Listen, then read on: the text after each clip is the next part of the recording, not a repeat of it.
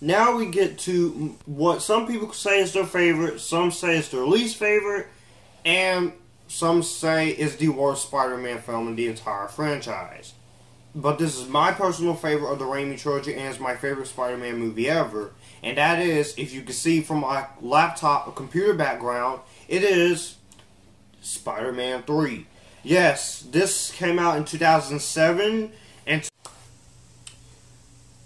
now, 2007, you had a lot of movies that year. You had Harry Potter and the Order of the Phoenix, Fantastic Four: Rise of the Silver Surfer, Pirates of the Caribbean 3: At the World's End, High School Musical 2, The Simpsons movie, you had The Bourne Ultimatum, you had I Am Legend, you had 300, and you also had Die Hard 4. So, 2007 was a pretty big-ass year for movies, and that year was also Spider-Man 3 came out. Now, if you were curious about how I became interested in this movie, I remember when I first saw Monster House in the 2nd grade at my elementary school, and I saw a trailer for this, and I was excited. And then when they start showing more promotional materials, I got even more excited because this will be the 3rd Spider-Man movie, and this will also be the first appearance of Venom and Sandman, right? Yeah, I was excited. And when I first saw the movie, I liked it, but I was a little disappointed by it. But the more times I rewatched the film, the more I started to appreciate it, despite some negatives I had, which I will get into. But I loved this movie, and I was just not on the hatred train as everyone else was when the movie came out. And so, let's really dig deep and talk about Spider-Man 3. Now, I am defending this movie. I'm not ranting and raving like Anthony and Parker, because I never hated this movie. I never hated Spider-Man 3. This has always been my favorite of the Spider-Man franchise. And I said it, and I'm not taking it back. Anyway, I hope you guys do like my shirt. But anyways, let's talk about the plot of Spider-Man 3. Basically, the plot of Spider-Man 3 has, it's set after the months of the events of Spider-Man 2, and Peter Parker, he has become a cultural phenomenon as the web-slinger Spider-Man, while Mary Jane Watson continues her Broadway career, but it doesn't go too well. If that wasn't the case, you also have Harry Osborn. He still wants revenge for his father's death. And escaped Flint Marco falls into a particle accelerator and is transformed into a shape-shifting sand manipulator known as the Sandman. Also, you have Gwen Stacy and Captain Stacy in here. And an extraterrestrial symbiote crashes to Earth and bonds with Peter, changing his suit from red and blue to black, and influencing his behavior for the worse. And when Peter abandons the symbiote, it finds refuge in Eddie Brock, who is a rival photographer at the Daily Bugle, causing Peter to face his greatest challenge as Eddie Brock becomes Venom. That is pretty much the plot of Spider-Man 3. Now, this movie has got mixed reviews from critics. Some critics liked it, some critics hated it. And when I saw the audience score of this movie on Rotten Tomatoes, I was kind of a little upset. I know a lot of people say, Josh, this movie sucks. This is the worst Spider-Man movie ever. This is the worst movie of all time. No, it's not. This is my favorite Spider-Man film. This is a great movie, but, however, this movie stands as the most financially successful film in the series worldwide, and also Marvel's third and most financially successful movie after the Avengers and Spider-Man 3, and Sony Pictures Entertainment's second highest grossing film behind Skyfall, despite being the most expensive film at the time of its release, which was just surpassed 3 weeks later by Pirates of the Caribbean at World's End, which I will talk about in a later review. But anyways, let's get into... Here's how I'm going to do this. Instead of just defending the film, I'm going to do three things. The pros of Spider-Man 3, the cons of Spider-Man 3, and what I would do to make Spider-Man 3 a better movie.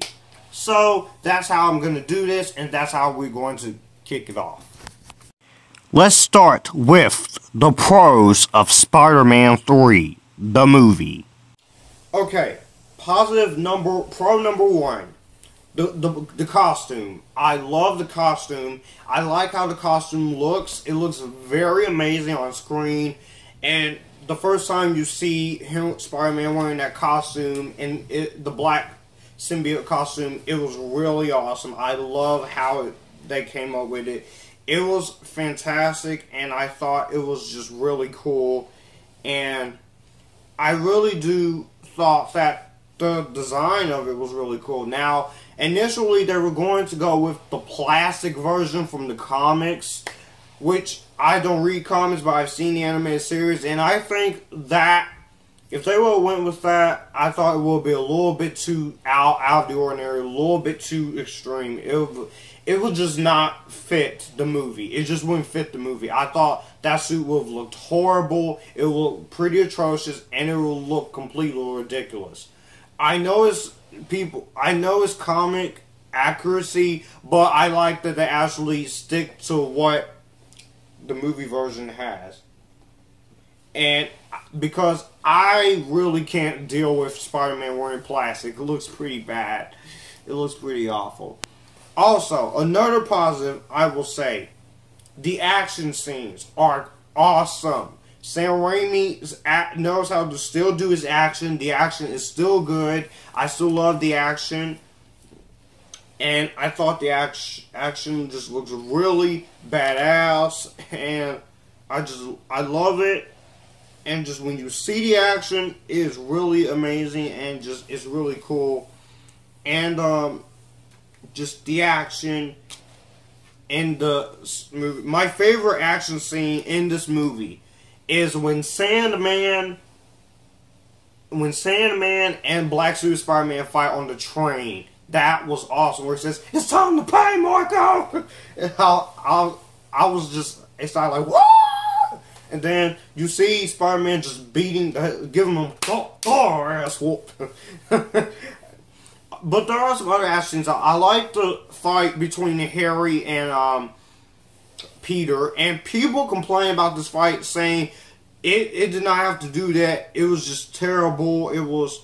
No, that actually served the purpose. Because, look, this trilogy, it has something with Peter and Harry.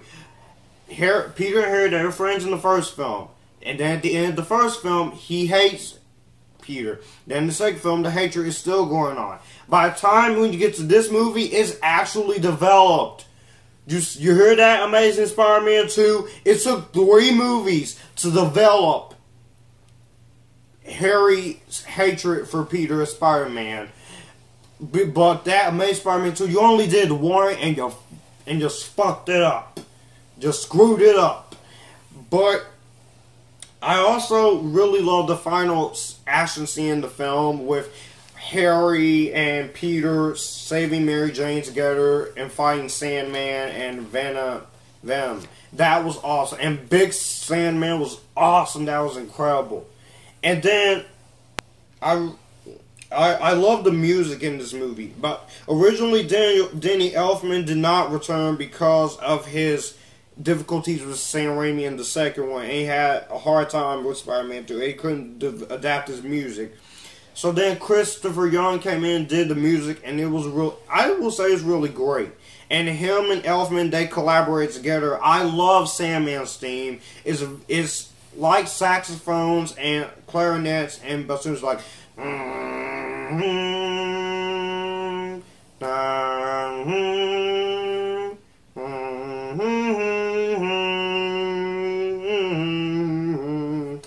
I also like the Venom's theme. I like that Venom theme is awesome, but it's also scary.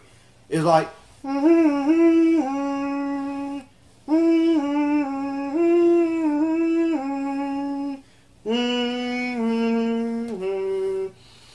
And then I like most of the score. It's just really cool. And there were enough themes from the previous. But I also love the soundtrack. I love the songs like Falling Star.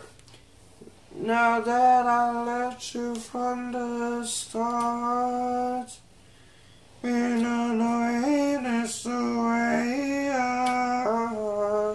But the song that got to me during the credits was the song at the end of the movie by Snow Patrol, Signal Fire, which I actually have. And I like the music video. The song is sad, and I thought that the song fit perfectly for the end of the movie. Okay, here's more positives. Tobey Maguire as Spider-Man. This guy, he still makes the jokes. He's still funny. I still like him. And even when he gets the black suit, I should hate him, but I still like him. Now, I will say, the emo Peter stuff is a little bad. It is bad, but I laugh at it. And I like the dance in this movie a hell of a lot more than I do from the dance in Fantastic Four, because at least Spider-Man doesn't stretch. And I also like Thomas Haden Church as Sandman. I thought he was a perfect choice for Flint Marco's Sandman. I wouldn't cast anybody else. And when you see him, the birth of Sandman, that scene is beautiful. There's no dialogue, just all visual storytelling, music, and I still love Rosemary Harris. And here I still like her. She's really great. And she teaches Peter forgiveness and gives him... And that's the main theme of this movie. Forgiveness. Because throughout these last two movies, Peter, he has been holding anger for what happened to his uncle. And in this movie, we learn forgiveness from the man who does it. And I also... And James Franco, I really do like as well as New Goblin. His light skater board, his glider is awesome. I love the costume on it. He is amazing. James Franco is awesome in this movie. He's badass. He's even cool. But there's more to him. And J.K. Simmons, J. Jonah Jameson is still funny. I like Elizabeth Banks in this movie. And Kirsten Dunst, I do like in this movie, but there's two things I don't like about her, which I will discuss in my cons when I get into the movie. But also, I love the cinematography. I like the way this movie is shot. And there's a lot of scenes I like. My favorite, one big thing I love in this movie, which is the one part that I was scared of when I first watched this movie, is the birth of Venom. Holy crap, that felt like something out of a horror movie. And the theme you just picked up was intense. I was like, oh my god. And when Eddie gets the suit and you see Venom's face, it's like, I turned my head the first time because I thought he was going to come out the screen. But I love it. I just love the acting.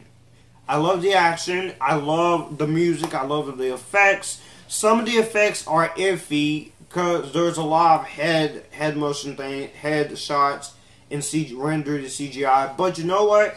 I can forgive it because it was 2007 and it had 250. The money is on the screen. The $258 million budget is on the screen. And that is one big thing I can say about Spider-Man 3. This movie made more money than the two Amazing Spider-Man movies combined. There, I said it. Those two movies underperformed badly. But just because I have positives with this movie, that does not mean I'm sparing this movie from any negatives. Because I do have some negatives I have to point out. And let's talk about those. Now let's get into what I didn't really like in Spider-Man 3. Now, is this movie perfect? No. I have some issues that I have to address with this movie. Issue number 1. Mary Jane Watson. look, don't get me wrong. I love Kirsten Dunst in all three of these movies. But in this one, I do see what people have been saying about her in this one. Mary Jane is a complete joke to Peter Parker.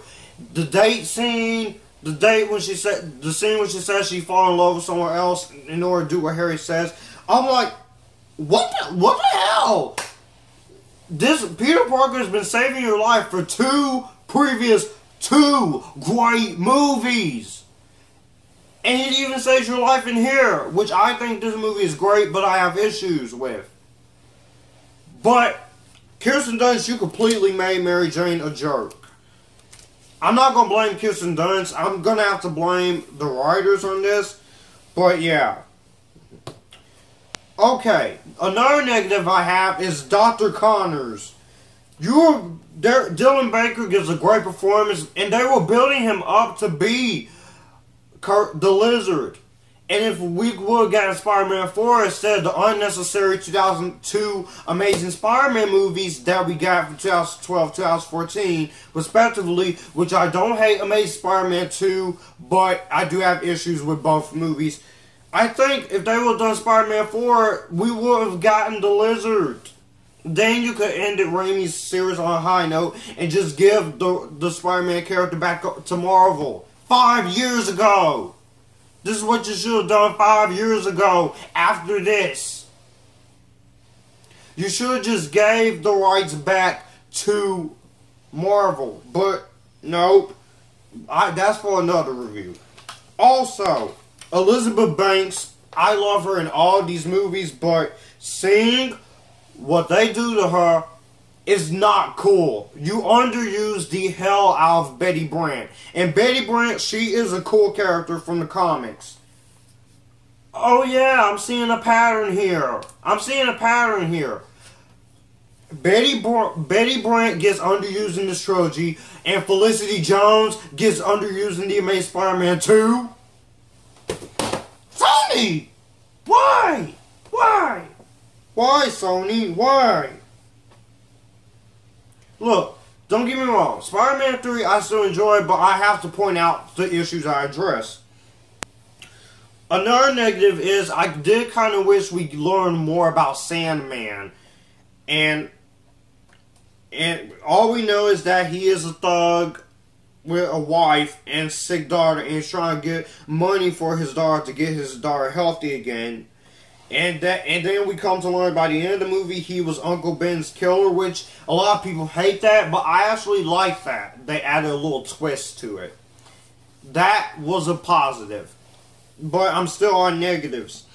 Another negative I have with this movie is that this movie feels like the story is all over the place in many different directions, and with Harry especially.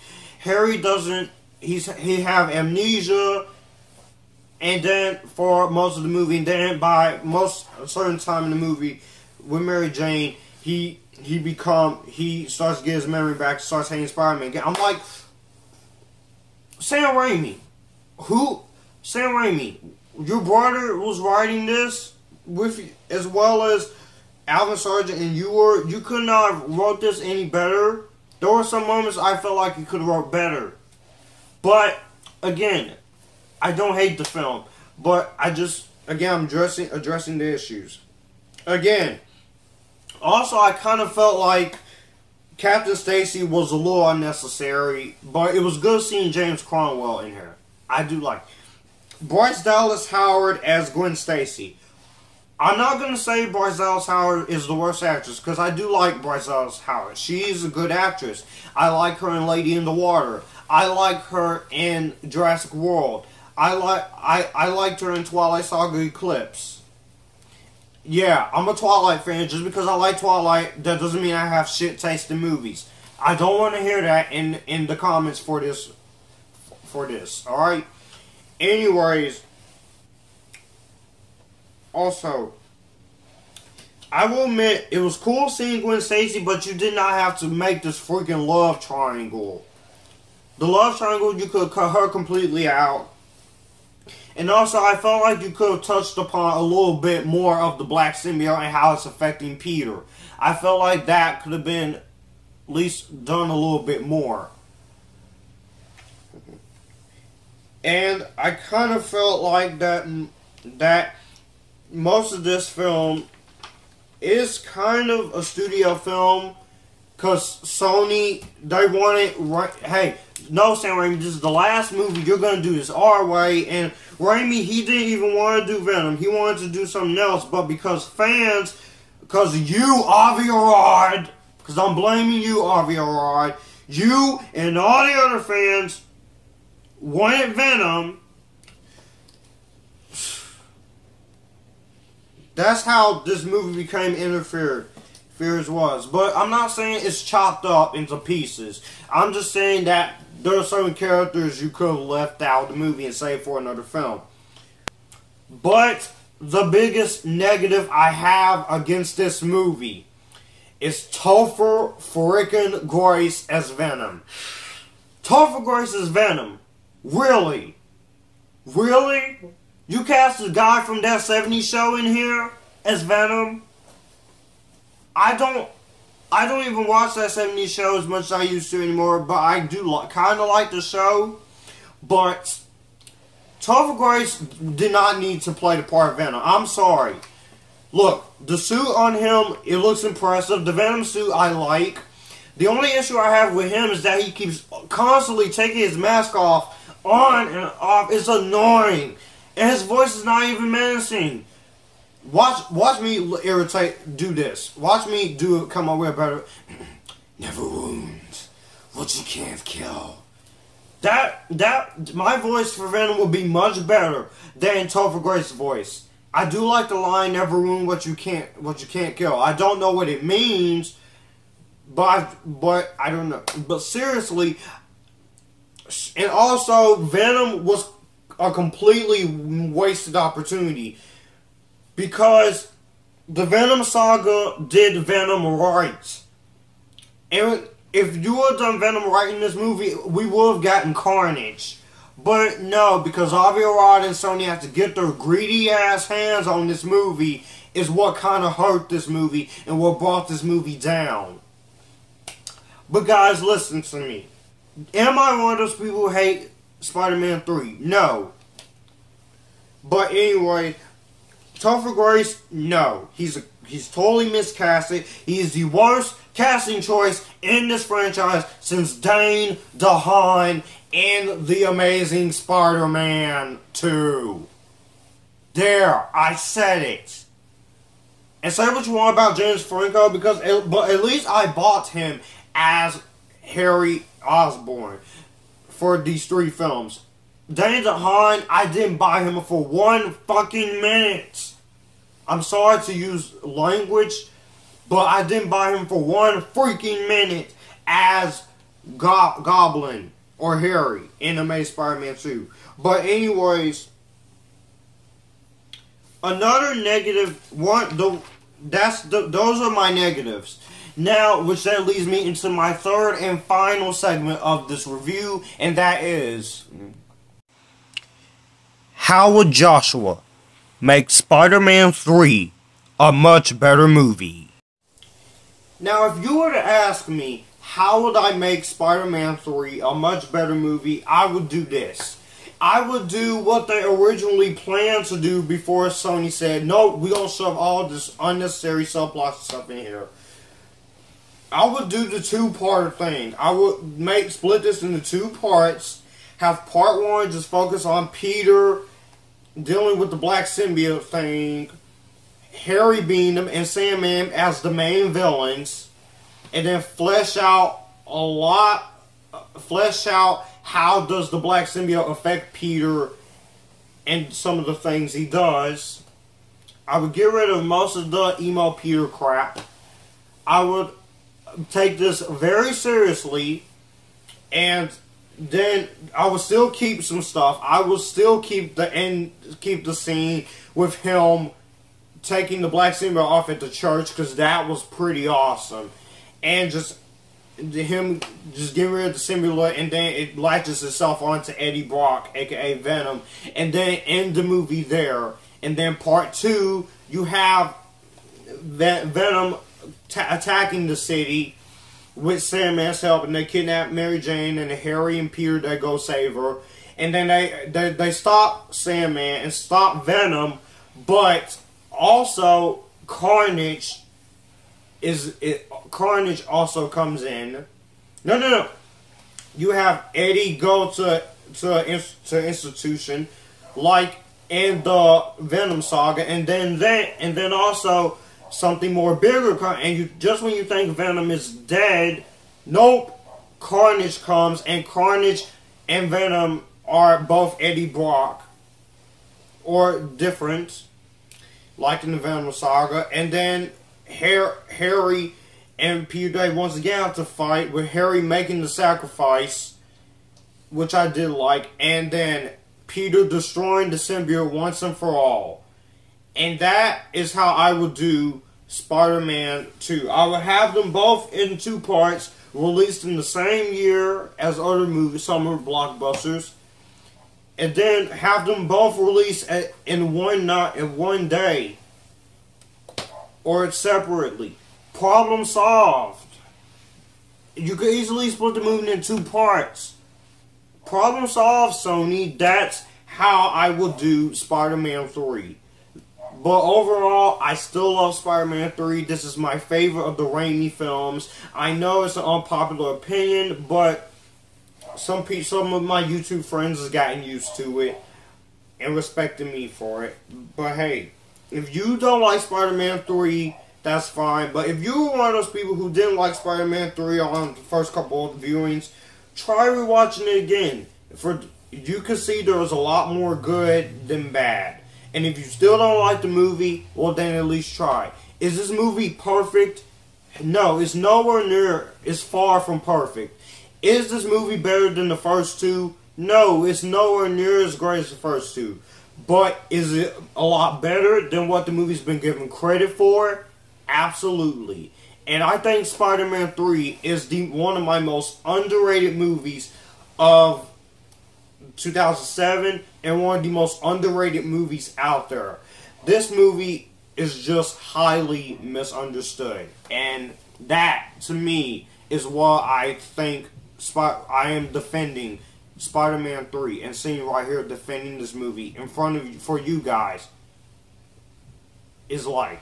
And that's why I'm defending Spider-Man 3, and I'm very happy to be able to defend this movie in part of this collaboration. I'm sorry my segment of this collaboration review is long, but me and Anthony, we did discuss this before we even started this, and we both said Spider-Man 3 might be the longest review we've done. And this is another one of our longest reviews we've done, besides Dragon Ball Evolution: The Last Airbender. And I really enjoy Spider-Man 3. And if you are a fan of the Raimi films, if you don't like Spider-Man 3, that's fine. But if you like Spider-Man 3 and would prefer over the Amazing Spider-Man movies, that's fine. But Spider-Man 3 is enjoyable. Spider-Man 3, this is a controversial rating, but I am going to give Spider-Man 3 an A-. Again, Spider-Man 3 is not perfect, but I don't think it deserves some of the bullshit the movie's gotten ever since this movie's released. I think this is a good movie with a lot of good ideas in it. Yeah, there are some ideas that didn't work, and there are some things they could have taken out. But this is a hell of a lot better than The Amazing Spider-Man. And yes, stay tuned next time, because that is going to be a rant. But let's get something right. Just because I say that movie's overhyped, and doesn't mean I hate that movie, but I will rant on that movie, but I don't fully hate the movie. But just expect me to rant on it, because there are a lot of shit I don't like. But anyways, I'm sorry this was a little long, Anthony. Again, this is going to be the longest Spider-Man collaboration review out of them all, depending on Parker's rants and your rants and mine all together. So we may have a long video. So if you like this video, you can click here and we can all have a good time.